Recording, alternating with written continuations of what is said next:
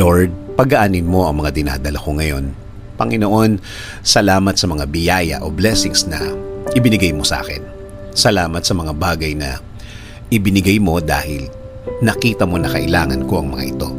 Salamat sa bagong mga pagkakataon o oportunidad na laging ibinibigay mo sa akin. Lord, lumalapit na naman ako sa iyo dahil meron na naman akong problema na nasa buhay ko ngayon. Pinabibigat nito ang aking mga araw, ang lahat ng aking sitwasyon. Apektado na po ang lahat sa akin ngayon. Lord, pagaanin mo ang mga araw ko. Gawin mo akong productive sa mga araw-araw ko.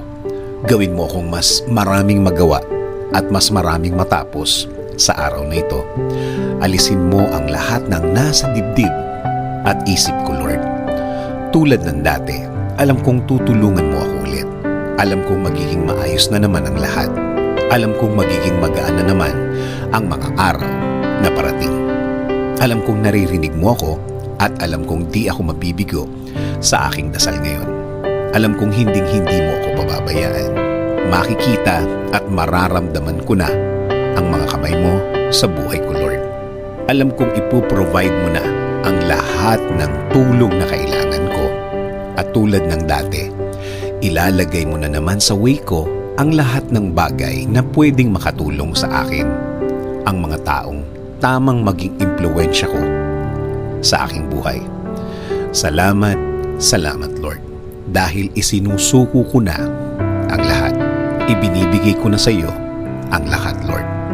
Bigyan mo ko ng direksyon, bigyan mo ko ng pagpapala, bigyan mo ko ng blessings, Lord. Kasama na po ng aking pamilya. Kayo na po ang bahala sa kanila. Kayo na po ang bahalang magbigay ng pagpapala sa kanila. Kayo na po ang bahala din na magbigay ng direksyon sa kanilang mga buhay. Ikaw na din po ang bahalang magbigay ng mga answered prayers sa kanila. Panginoon, patuloy akong kakapit. Patuloy akong maniniwala. Patuloy akong huhugot ng lakas at talino sa iyo, Lord. Alam kong bilang anak mo, kaya kong hilingin at ipagdasal ang lahat ng bagay na ito. In Jesus' name I pray. Amen.